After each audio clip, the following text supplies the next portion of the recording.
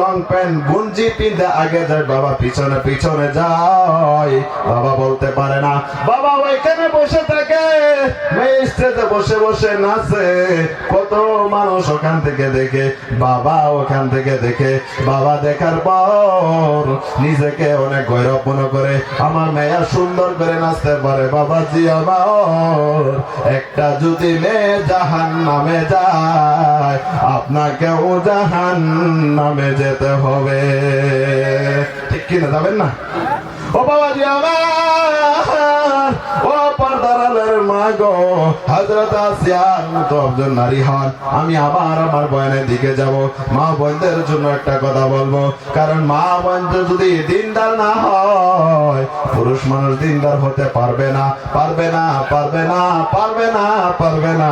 সেজন্য মা বোনদেরকে আগে কিছু হেদায়েত করার দরকার আছে। আপনিও নিজেও নামাজি হন, আপনার বিবিকে নামাজের কথা বলেন, আপনার মেয়েকে নামাজের কথা বলেন গো। ও মা, আপনি হযরত আসিয়ার মতো নারী হন, হযরত আসিয়ার মতো নারী হন। আমি আপনাদেরকে বলবো, ফেরাউনের বিবি আসিয়া, এই ফেরাউনের সম্পত্তি কম ছিল, মিসরের বাদশা। ফেরাউনের কোন বস্তুরই অভাব নাই, বুঝছেন?